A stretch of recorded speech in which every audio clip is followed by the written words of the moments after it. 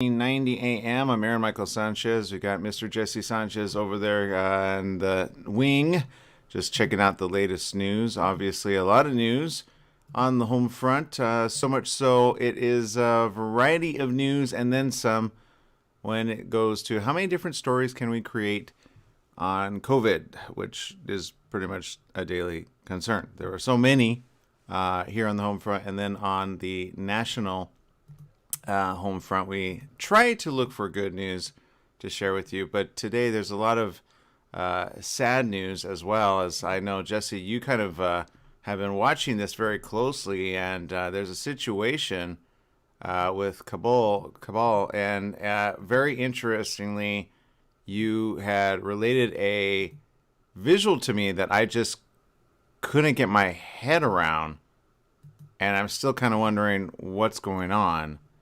Can you enlighten us, Jesse?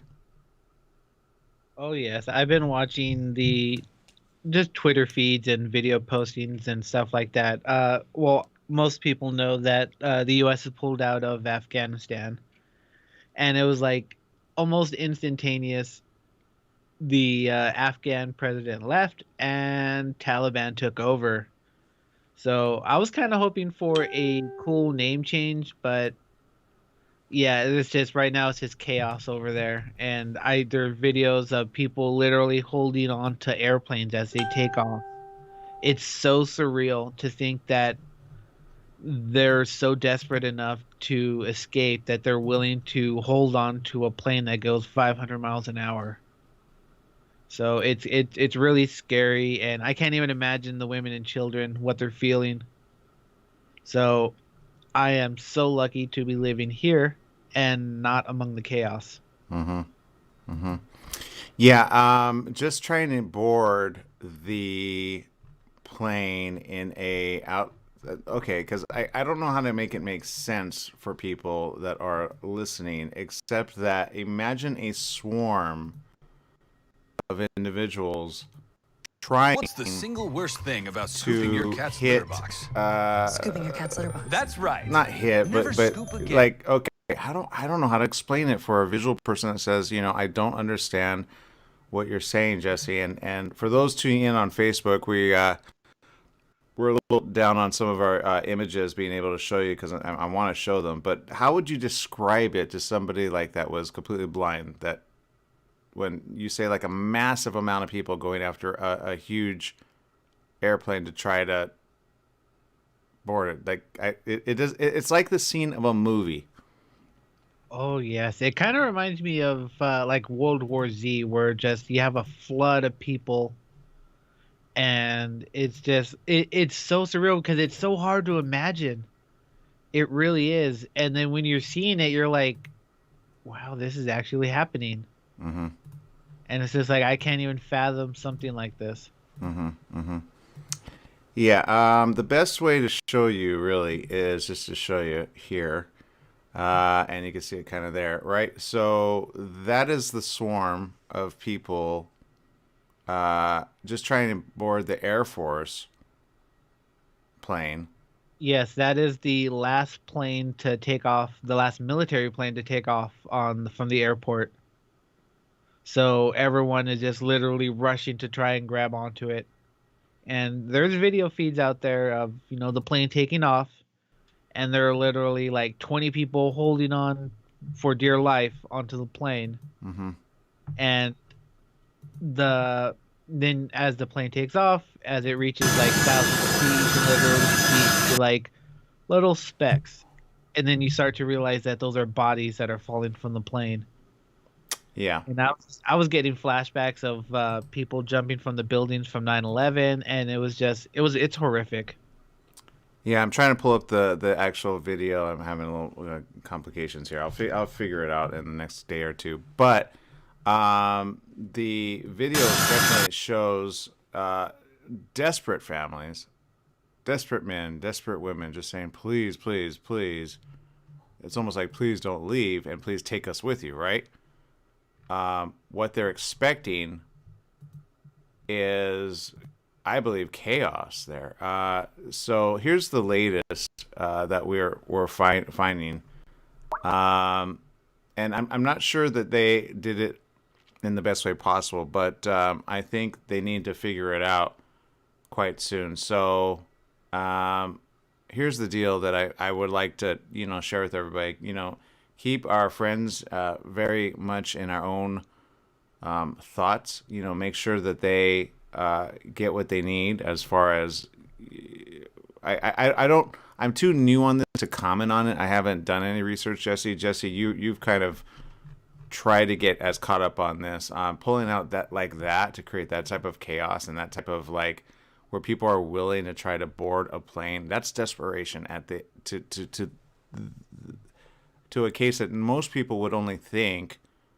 Would you do that? You'd have to be so desperate to jump onto a plane, try to fly with it, and then die because it's taken off. It goes against all reasoning. Does that make sense? I'm not saying these people are I'm saying they're fearful for their lives. Yeah, it's just how desperate. I can't even imagine what they're going to be facing if they go up against the Taliban, because you know what they do. But I don't know. I can't fathom that amount of fear to hold on to a plane at that speed. It's just it's scary.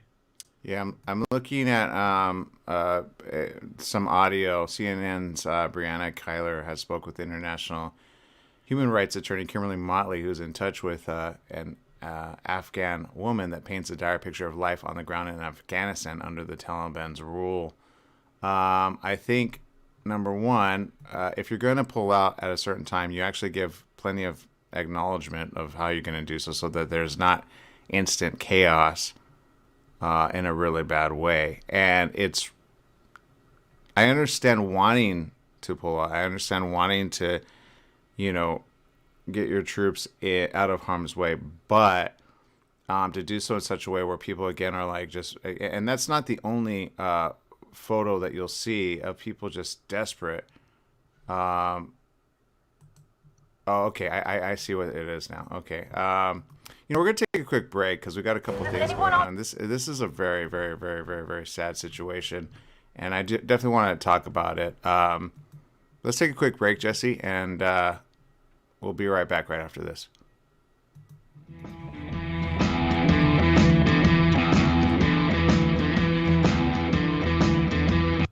Oh yeah, there's so much to that. Did you get the email from Joel? Is he able to do it or not? It says he's ready to go. Okay. But we'll have to go soon to a meeting. Yeah, just how do I say this? I don't think I'm ready for his pictures and our audio. So I thought I would have it done by now. Can you email him back for me?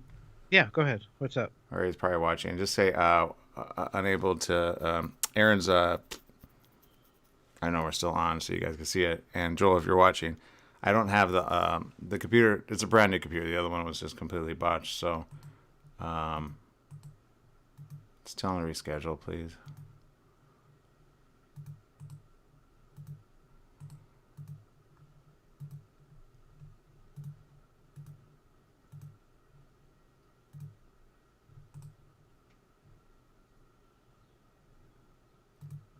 So, as you know, we sometimes do things on the fly. It's a live show. So, but what you're seeing is the picture of those that were evacuated,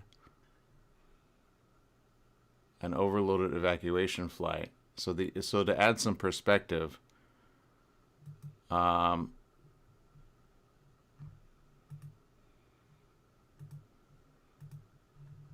there are those that were able to escape.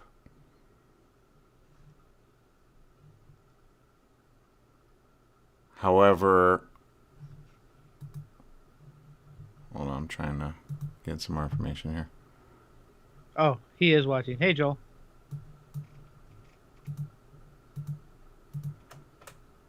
Oh, thanks, Joel. Joel, I know I rescheduled. Ever since I had problems with the other computer, I had to buy a new computer. Now it's a Lenovo. I don't have it set up. I'm trying to get it set up. He's like, I planned the whole day. Just I'm sorry, Joel. I want your stuff done right. He has some really cool stuff. Tech Talk with Joel. If you want him on the show, demand it, and then watch it, and then ask him questions and see what cool stuff he has. We're gonna have to bump it because I just don't have the time to get all. I want your Skype on appropriately, and I can't even get Jesse's Skype on. That's kind of where we're having problems with right now.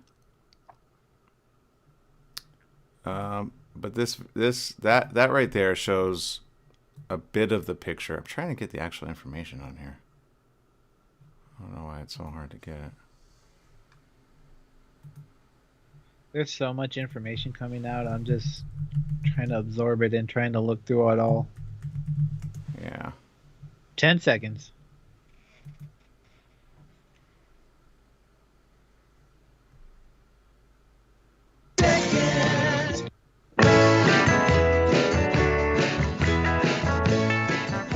Welcome back. Yes, it is the morning show here on ABC News Radio KMET 1490 AM. We appreciate each and every one of you. We're still getting this information quite fast.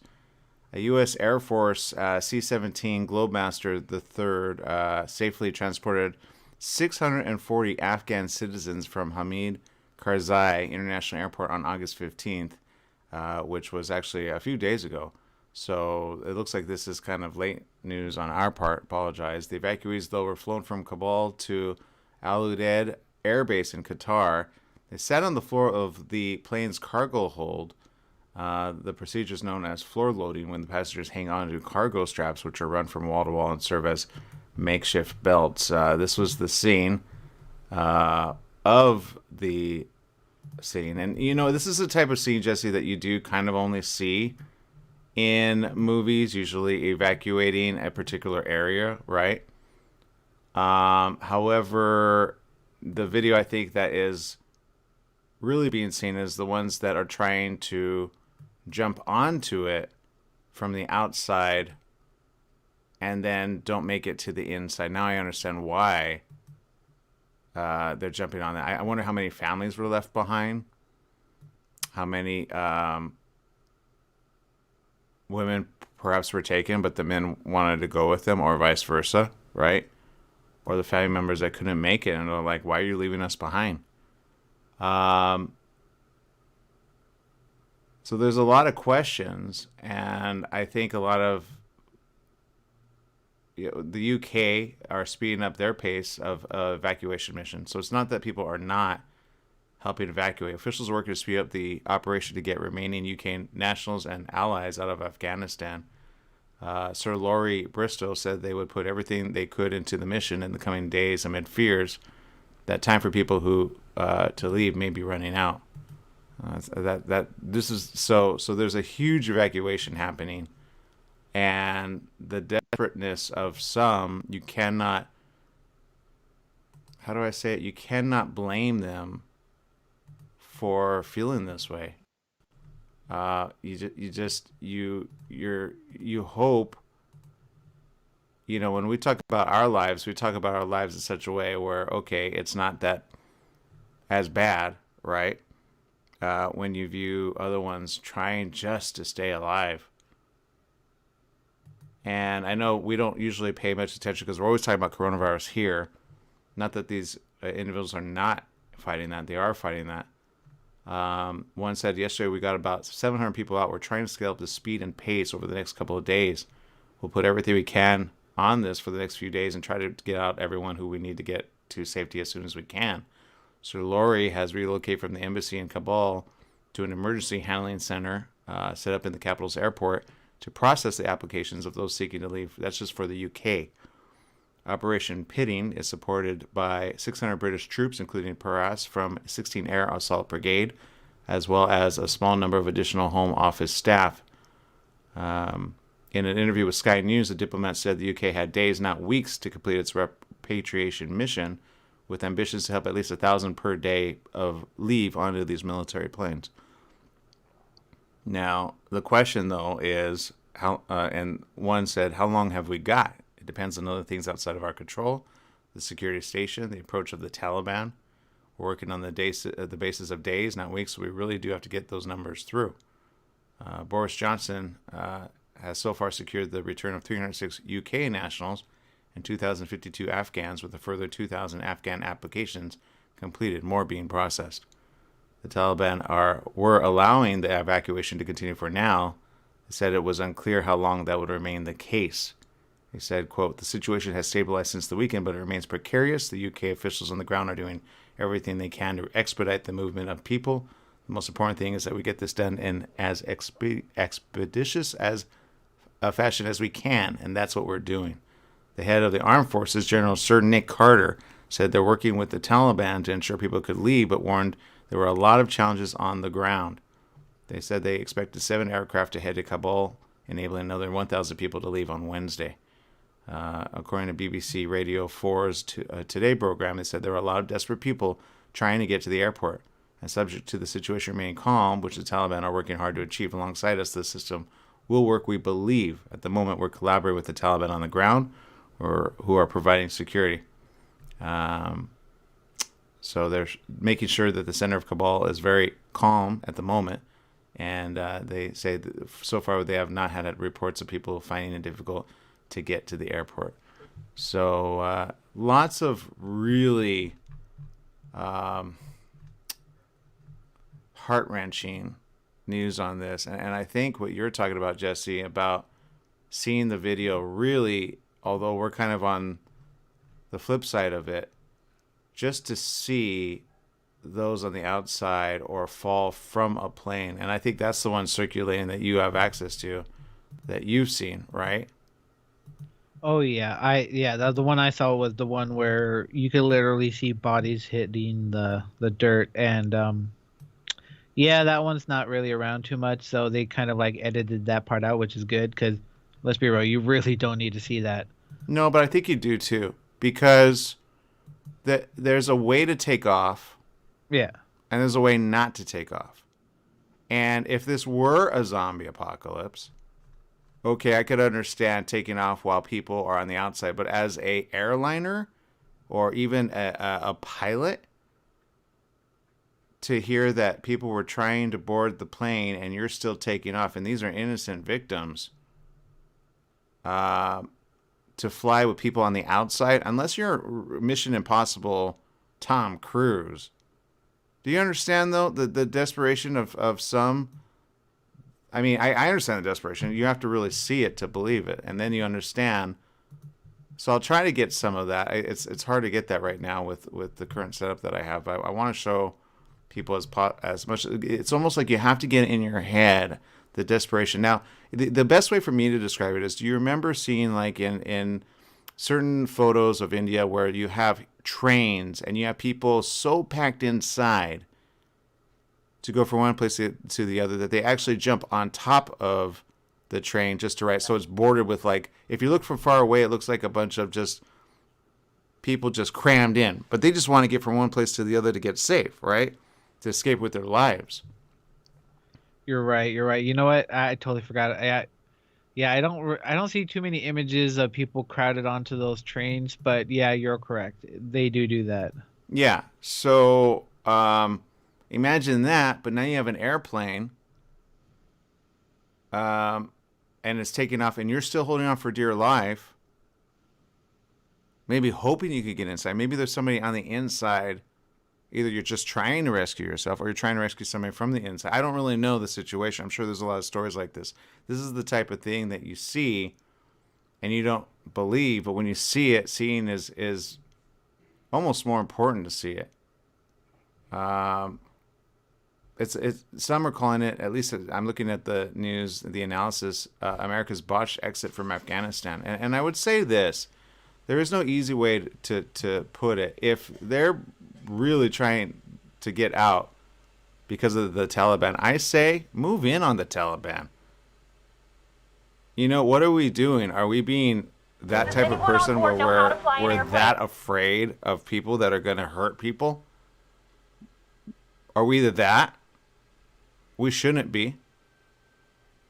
These are our brothers and sisters. I'm just going to read this as to the botched area. In Afghanistan, thousands of translators, cultural advisors, and Afghan support staff who worked and fought alongside American troops will be left to the mercy of the Taliban. if the U.S. doesn't get them out of the country. What are we doing? Are we going to be that stupid? Afghan war vets here in the U.S., according to this, it's a violation of promise at the core of the military ethos. Oh, I see that. You don't leave a brother or sister in arms behind. That's what's happening. Let's just call it what it is. Jason Kander, who says there's a tremendous amount of guilt that goes with it, from a former Missouri Secretary of State and Army captain who served in Afghanistan, says, I'm coaching a Little League game tonight, and I think about the people who I worked with in the Afghan government and the Afghan military who are probably staying in their houses. The Taliban in Kabul promises amnesty of Afghans who worked with Americans, including at aid organizations or news outlets. There are reports of atrocities outside the capital. I can almost guarantee you the Taliban has never made due on their promises. What are we fearful of all of a sudden? You don't move out, you move in. You circumvent them, you take them out, and you save the people. If people are this desperate to jump onto a plane to try to get out, or they have their friends or their family members, this reminds me of like back in the day of Jerusalem. People may not want to hear it, but back in the day of Jerusalem, when you could get out, you were told, get out of Jerusalem near 70 CE, just before 70 CE, when it was destroyed. I don't understand this. This is the dumbest thing, and I'm going to go and say that veterans who served in Afghanistan are certainly not monolithic in their opinions of the war, but they say their families, the families are the ones to have to, because you have to understand, okay, so when you're in Afghanistan, right, and you're serving there, you have friends and family because you're serving there. Then you have more friends and family. And then you have the allies that you're working with against the Taliban. Who laid down their we're gonna flee. Goodbye. Let's get all of our people out. Somebody either imposed something on the U.S. and made them feel that they needed to withdraw, or Biden is being weak. I'm saying that right here, right now. You do not stay weak when you have to move forward. You do not show weakness. You make a plan, you stick with it, you have a good timed ability to get people out, but you don't say, okay, we're gone, bye.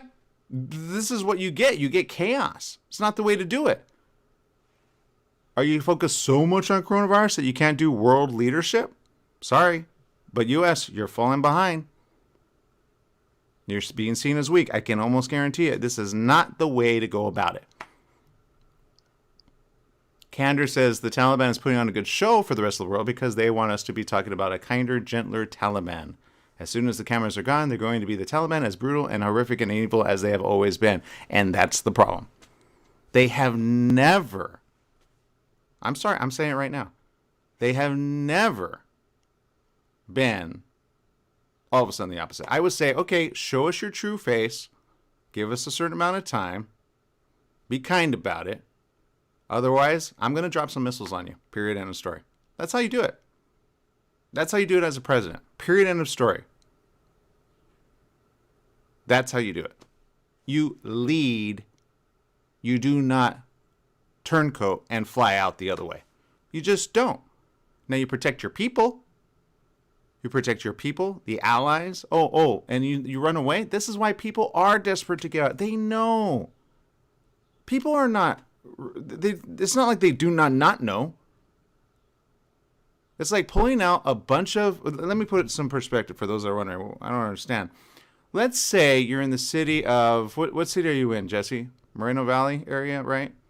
Yes, I'm in Moreno Valley. And all of a sudden, they say, we're going to reduce the police force by over a good 3/4. Would you be kind of like, whoa, I'm moving out of here? Definitely. Let's say there were gangs all over in Moreno Valley. And the police chief said, you know what? They say they're going to be a lot nicer. In fact, they're going to give out candies every weekend. You guys are safe. We've got, other cities we got to take and protect. We know we've been here in the Moreno Valley, but we're going to go ahead and go over to Irvine. Yeah, we're going to put our police force in Irvine, where it's already safe. Does that make any sense to anyone? No, of course not. Yeah, no, let's put our police force and military units in Beverly Hills. Yeah, exactly. Yeah, we're just going to, and maybe Jesse will take care of you and your family if you get out of Dodge this night. What kind of desperation do you think you're going to get from the people to where they're jumping on the plane, holding on for dear life, and then the plane takes off and they're dying to their death? This is not the way to be. Nope, it just makes our country look bad. And it says to the rest of the world, you're weak.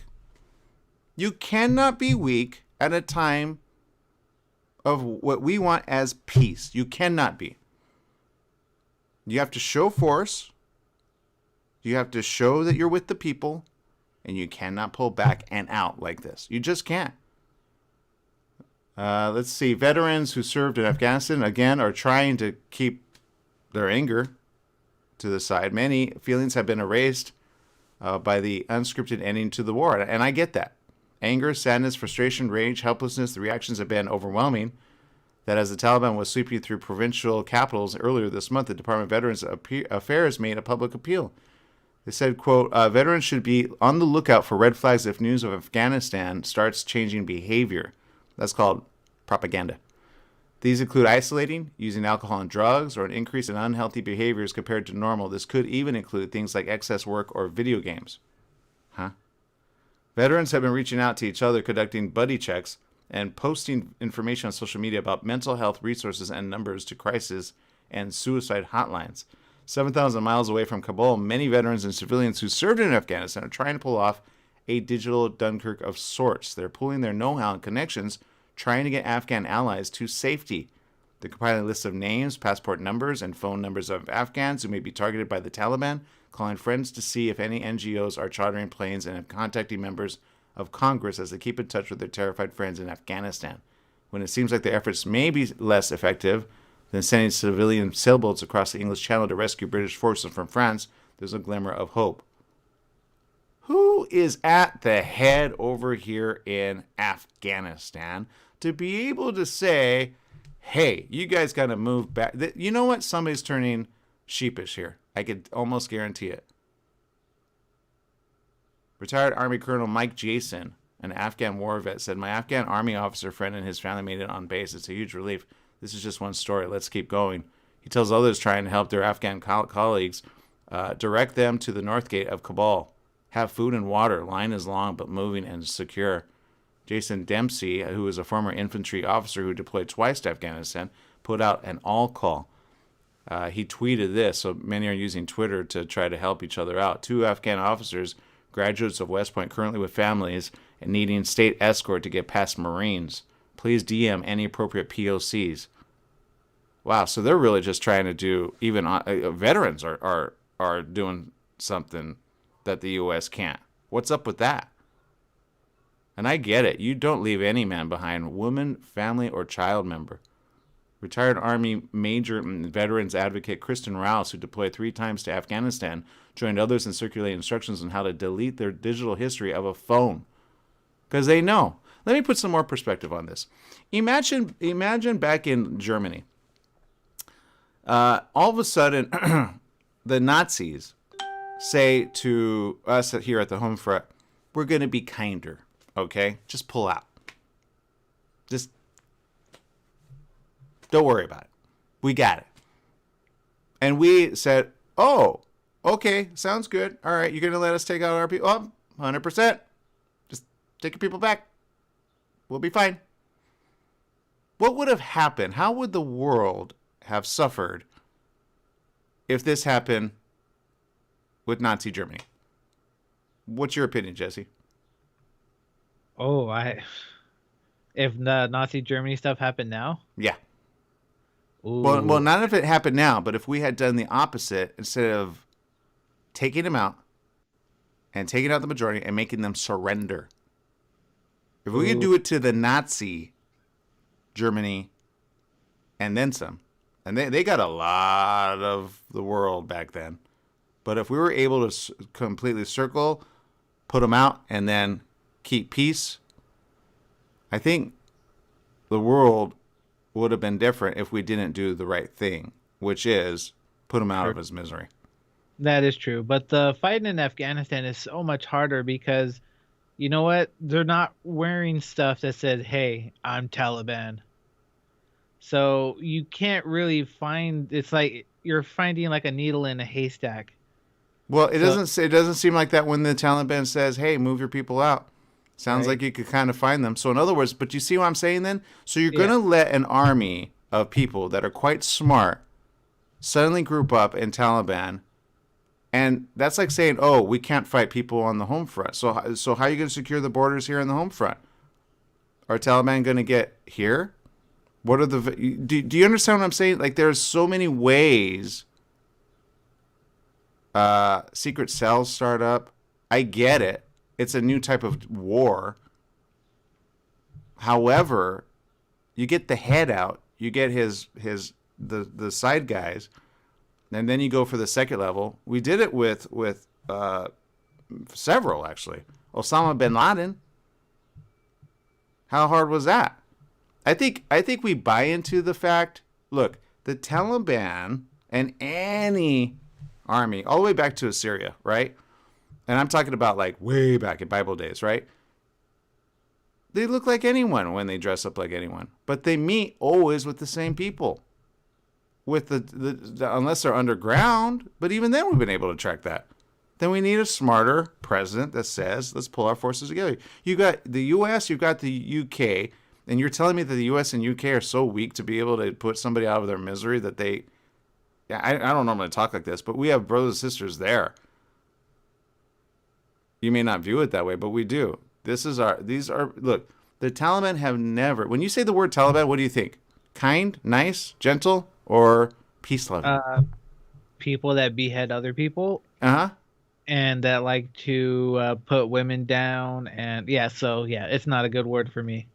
No, it never will be. Here's a couple other statements. I'm going to say this so that people know I'm not the only one here. Here's one. It says, knowing that the only crew are getting the lifeboats, and then for all of our friends who are in the water about to die, they're reaching out to us on social media, telephone, and every way they can to beg us for lifeboats. That is a person talking about the begging of people just trying to get alive. Matt Zeller, who was embedded with Afghan security forces in 2008, his translator, Janice Shinwari, saved his life in Ghazni, killing 2 Taliban who were about to kill him. Shinwari, Zeller said, called American forces honorable and took immense pride in serving with them. Zeller says of leaving Afghan partners behind, he says this, it feels like a fundamental betrayal. So many of us who were working this issue warned for years this was exactly what was going to happen, and for the last several months have been pleading with the Biden administration to launch the evacuation they're now desperately trying to conceive now that the country has fallen. He says angrily, it's a disgrace, a profound shame, as he calls on the administration to secure a safe passage to the airport for Afghans who worked with the U.S. as well as their family members. For veterans like Zeller, this is their last stand in America's longest war. It's a war they couldn't win, but even when you lose a war, there are some very important things you can still keep, or at least hope to. Your friends who got you through, your values, your word. The botched exit in Afghanistan could cost veterans that too. And,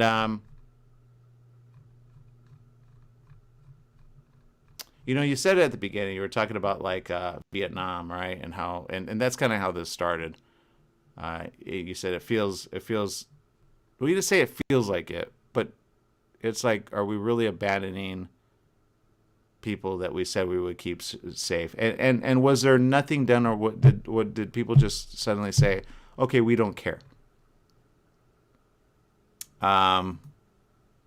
Here's some live updates. Military leaders are briefing the President Biden at the White House on the situation. Defense Secretary Lloyd Austin and Chairman of the Joint Chiefs of Staff are at the White House right now and are expected to brief President Biden on the situation.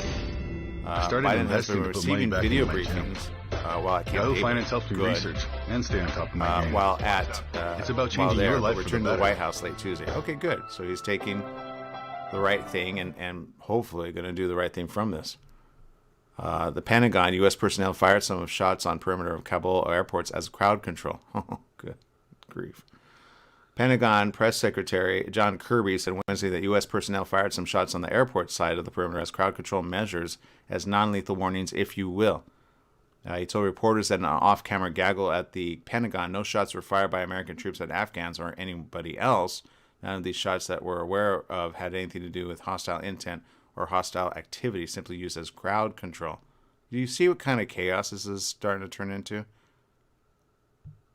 Kirby caveated that he could not account for every shot that was fired overnight in Kabul around the airport, given that this is a dynamic and fluid situation. They say it was non-lethal, and whether that means the U.S. troops used rubber bullets, they said they could not say that he meant non-lethal as not shooting at people. Oh, okay. There are at least several fatalities when U.S. Air Force plane took off. I would say more than a few. That's why I hope that gets circulated and then some. There weren't just a few. How many bodies did you see dropping from the airplane, Jesse? I want to say at least I saw 3 little dots falling. So Okay. that's just what I saw. So who knows how many were still on there or maybe trapped somewhere on the plane and couldn't get out and died. It's sad. Yeah, they have investigations happening as to why that happened, because that's not the thing to do. If you have a controlled situation, you don't take off unless you were being stormed, and they were not being stormed. These are people just trying desperately to get saved.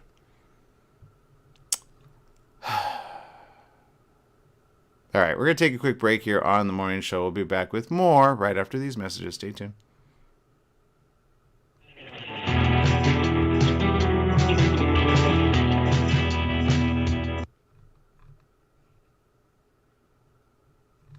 Well, you said give you a story that's not COVID. It is one that's not COVID. I'd rather talk about stuff like this. This is just sad.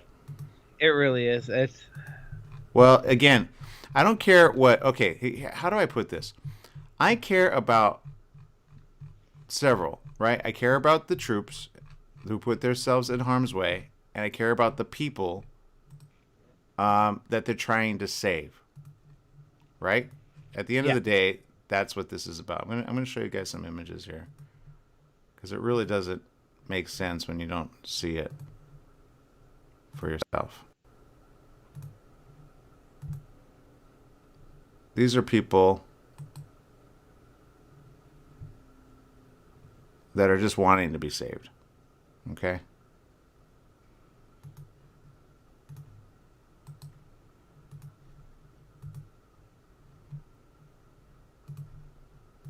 And it paints a small picture. But in the coming days, we'll find out more, I guarantee.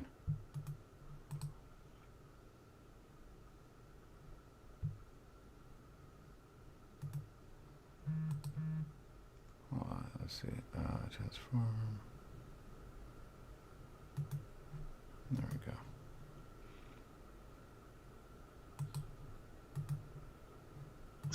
You know what? Now that I'm thinking about it, since the Afghan military we left, I'm just thinking about the stuff that we left behind that the Taliban now has. Helicopters, drones. Who knows what? You know what I'm saying? Yeah, I don't see us like turning that. Well, I don't really know. This is all very like. Here's one. It's scary. It is. It's scarier if you have to live there and you're just trying to get to a safe place. Yeah, I still can't think of all the women and children. Yeah, I'm going to show this one. This. I can see why this happened. Now, let's see, where's it at?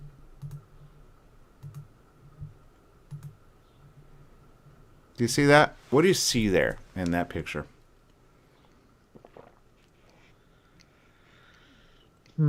Oh Lord. Wow.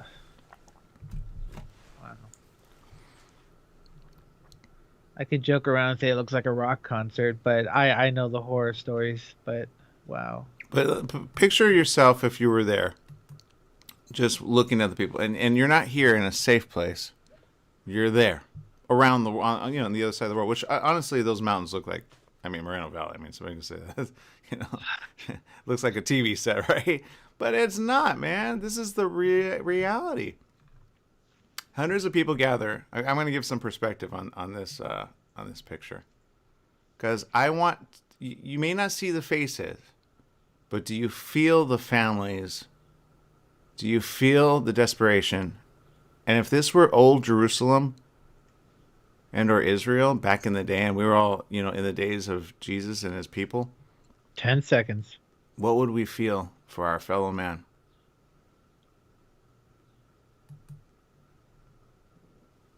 Two seconds. Here we go.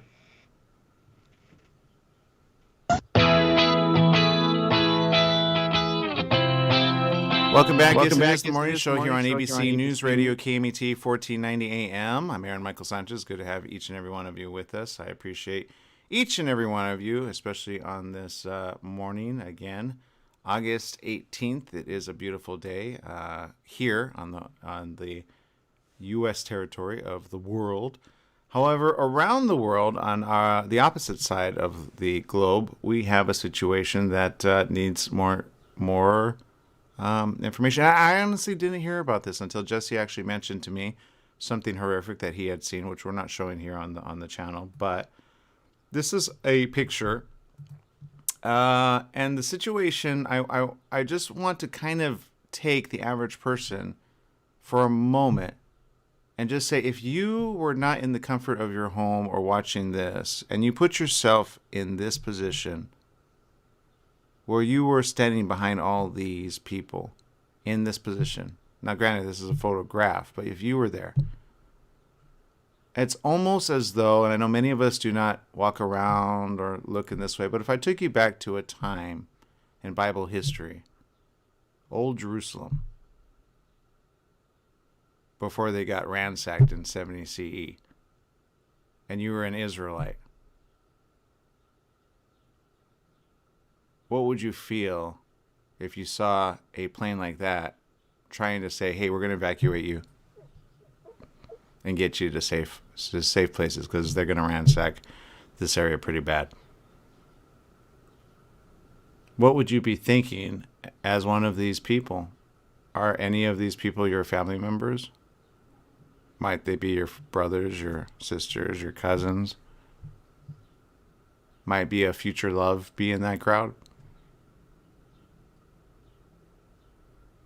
Take for a moment to know that although we're fighting here, of course, the obvious coronavirus, these people there are fighting it as well, and then some. But these are in fear of their lives because of the army of the Taliban. And don't think for a minute you can't take out the Taliban. There are so many ways to take out the Taliban. They're just not being as aggressive as they could be. Now, here's the reality of this story, but sometimes we have to put ourselves in the position of these people and say, you know what? These are people without guns. These are people that just want to survive. Some of these people are people, period, in a story. Hundreds of people gather near the U.S. Air Force C-17 transport plane at the perimeter of the international airport in Kabul, Afghanistan. On Monday, the U.S. military and officials' focus was on Kabul's airport, where thousands of Afghans, trapped by the sudden Taliban takeover, rushed the tarmac and clung to U.S. military planes deployed to fly out staffers of the U.S. Embassy, which shut down Sunday, and others. Oh, okay. So see, the Taliban takeover, you understand that? They're not doing... Biden administration needs to say, okay, you know what? We changed our mind, and now you take them out. They've already shown their true colors. You take them out. There's no peace. I didn't see any peace talks being had. Did you see any peace talks being had, Jesse? I don't. No, actually, I haven't heard. Let's see. The last time I remember hearing about the Taliban was when Donald Trump was trying to negotiate with them for, to calm down peace and stuff like that. That was around a year and a half ago, I think. Well, if he did a terrible time of it, I guarantee it. Or he made a deal with someone that didn't make sense, so here we are now. This is the situation. Well, he probably... I guarantee he'll use this as bait to get back to be president. But my point is this. Deal with it now. Our compound, don't care about the rest of the situation just yet. Taliban fighters have flooded the capital. Presidents and whatnot, Smiling you just have to do the right thing. They took this city of 6 million people in a matter of hours, barely firing a shot. This is a sight I honestly thought I would never see. Scores of Taliban fighters, and just behind us, the U.S. Embassy compound. Some carry American weapons. They tell us they're here to I don't know if you maintain can law hear and what order. I'm hearing, but it's a report. Everything is under control. Everything will be fine, the commander says. Nobody should worry. What's your message to America right now? Can you hear it, Jesse? America already spent No, I enough time can't. in What's the Okay, Afghanistan. so it's only on my front. Sorry. It was a news report. I see it happening on my end. So sorry about that. I'm still getting these things worked out. But my point is this. NATO Secretary says he will chair an emergency meeting of foreign ministers from the 30-nation military alliance on Friday to discuss developments in Afghanistan. All right. They tweeted on Wednesday that he has convened the video conference to continue the close coordination and discuss the common approach on Afghanistan. On Tuesday, Stoltenberg blamed a failure of Afghan leadership for the swift collapse of the country's Western-backed armed forces, but you can see that NATO must also address flaws in its military training program. NATO's been leading international security efforts in Afghanistan since 2003, wound up combat operations in 2014 to focus on training the national security forces. NATO helped build up an army some 300,000 strong, but that force withered in the face of the Taliban offensive in just days. Stoltenberg says that around 800 civilian personnel from NATO countries continue to work in Afghanistan, many in Kabul helping with air traffic control, refueling, and communications at the airport. So the latest is this. Taliban have violently dispersed rare protest days after takeover. Yeah, no, duh. That's how you get to them. You find out who the Taliban is that do this, and then you track them down. It's not hard. We have satellites and stuff that do that. They're not that. They're strong. They're about an eighth of what they used to be. But if you pull out now, in 4 years, they'll be fully strong again. Now you can't. This is the problem with certain armies. I get it. They go, oh, okay, they're weaker now, so let's pull out. No, you got to cut off the head and then some. Mullah's rise charts Taliban's long road back to power, Taliban allowing safe passage from Kabul and U.S. airlift, and Taliban's 7-day march to power, a stunning string of wins. Oh, so we know who the Taliban is if they've got a stunning string of wins. U.S. agencies are scrubbing websites to protect Afghans left behind. Oh, boy. Jeez. It's almost like it's not even happening. It's that's the sad part. Look, I understand keeping your people safe, but you cannot scrub it to the point where people go, is anything happening in Afghan? You got to keep this story alive, people. Right? I hope this story I just can't imagine that whole area is just going to be in turmoil for so many years now. Yeah. Even more than what it was before. Mm-hmm. And this is like, we'll see how long the Taliban can hold on to this country. So I really don't see the Taliban as a government, but we'll see. You know what I'm saying? So they've just been fighters. So will they be able to hold it? We'll find out. Yeah, veterans are watching the collapse in horror. Worried about their friends who served them with the Afghan. Yep. One Marine Sergeant, Nick, says, a knife stabbing into your chest is like your heart being torn out. He spent 2 years in Afghanistan, was devastated to see the government fall so quickly. He said, quote, I think it's going to be a rough few months for veterans of that war. I think this has got the potential to not only re-traumatize, but to bring veterans into a dark, hopeless place. Army Captain Dustin, see, even for the home front, it's like, oh, we did all that work. We lost all these people. And that's the end? Right? Look, we literally pulled out and the Taliban, I'm just shocked at how fast they took over. It was literally like within a day. Yeah, because they didn't give them the right support. They've been asking for support for quite some time. This is the problem. I've heard reports about that, those in Afghanistan. You look, when you pull out, not when you lose, you go full frontal there. You only pull out when it's a safe time to do so. This is the perfect time to go right back in, 100%, which would be a good shock and awe. Honestly, that's kind of why I feel like we're gonna go like. Well, we need to. The Biden administration needs to do that. If he does that, I guarantee he'll secure another 4 years. We'll see. I'm just like I can't imagine sending more people over there, more Americans dying. It's just, but we got to do what we got to do, and we got to set things right. Yeah, it's just not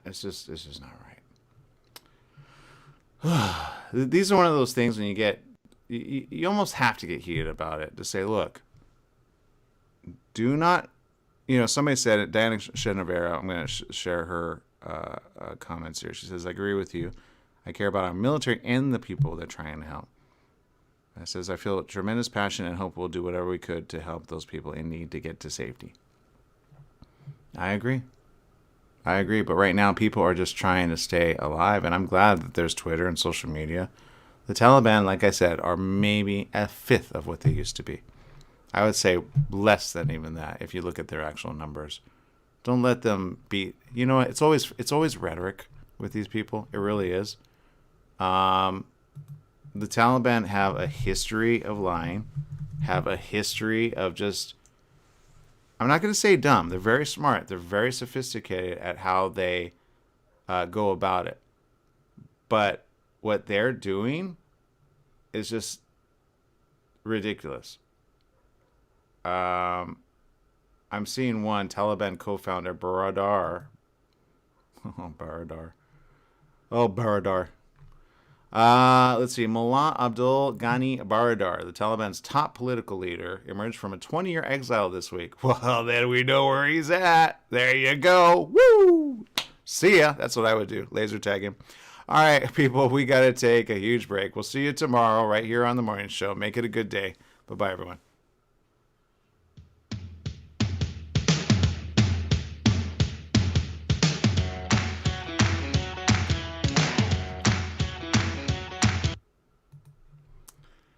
Thank you, Jesse. I'll stay on for just a bit. I want to add some more perspective on this story because there is just things that need to be said, and I'm here to say it. I don't care. And there you go. Mullah. The Taliban's top political leader, emerged from a 20-year exile, landing Tuesday in the southern Afghan city of Kandahar, the birthplace of the Islamic movement that he co-founded in the mid-1990s. Wow, you look pretty good, Mr. Old Man. Baradar was welcomed back by an enthusiastic throng of well-wishers upon arrival in a Qatari government aircraft. Pretty organized, that man. Taliban officials said they want an inclusive Islamic government, claiming they have shifted their extreme conservative policies since seizing power in the 90s. Baradar spent decades fighting the U.S., and its allies before signing a landmark peace agreement with the Trump administration. This is why I told you. I told you. You do not make peace with the person who has been trying to kill everyone and then some. This is what you get. Okay, I got it. Well, you know what the Trump administration is currently? Whatever Trump says, that's just... Okay, I get it. It makes sense now. So now he's expected to act as a central figure in negotiations between the Taliban and officials from the Afghan government that the militants ousted in a rapid takeover of the country. In his first public comment since the capture of Afghanistan's capital, Kabul, Baradar said he was surprised by the Taliban's triumph and that it was never expected that we will have victory in Afghanistan. He signed a stupid peace agreement with the U.S. with Mr. Coronavirus is not a thing. Only 125,000 will die. Well, no wonder. They took advantage of the situation. There it is. Many remain skeptical, and all eyes are now on Baradar, who has said little about how the group will govern, but has proven pragmatic in the past. Baradar's... I'm telling you, somebody made a bad deal behind the curtain. And other people are made to suffer from it. Okay, then I would go with that. Biden and the administration. It's simple. You say null and void, new administration... You showed your true colors. Goodbye. They're not as powerful as they once were. This is why they made an agreement. This is why they're going, he's been in exile for this long. Co-founder of the Taliban.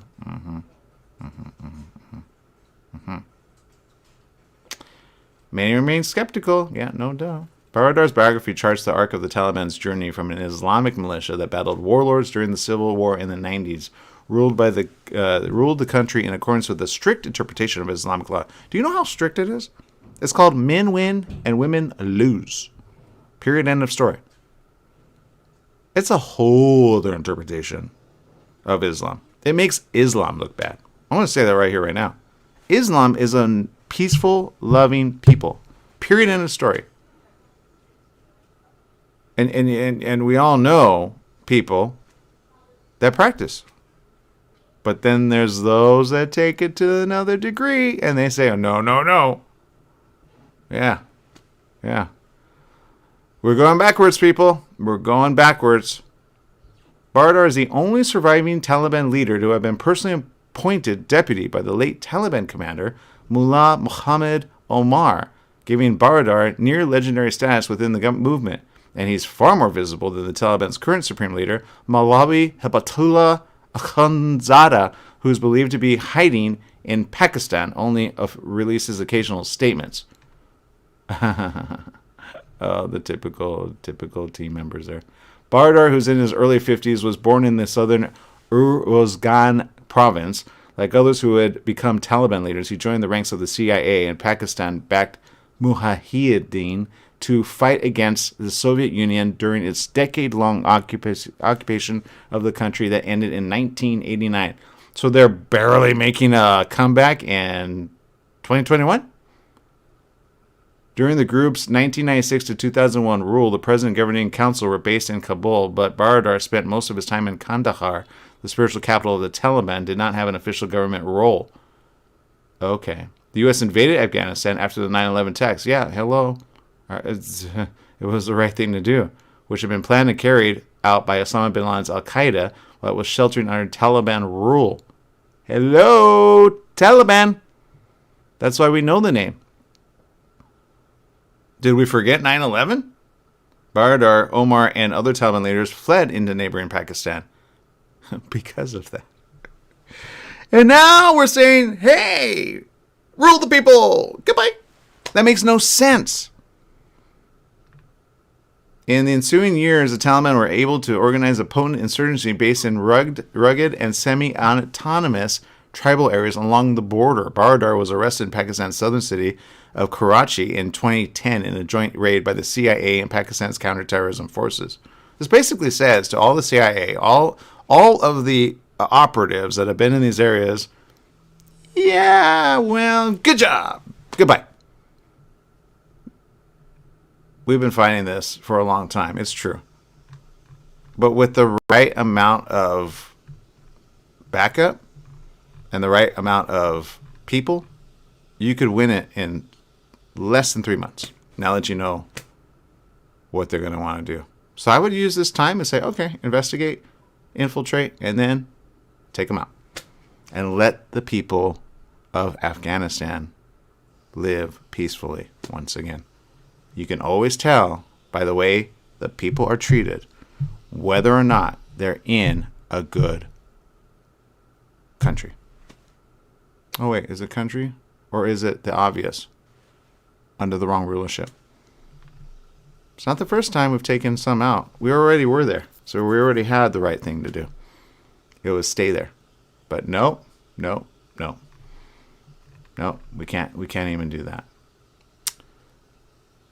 Nope, don't say your hands are tied. Do the right thing and make it happen. All right, people, I'm out of here. I appreciate each and every one of you. Steffi Reese says, like my grandmother from the Great Depression always told me, there is no let up. Yes, that's 100% true. Make it a good day. Remember, life is worth living. Stay safe from COVID. And then don't go to Afghanistan anytime soon. But do pray for our brothers and sisters over there.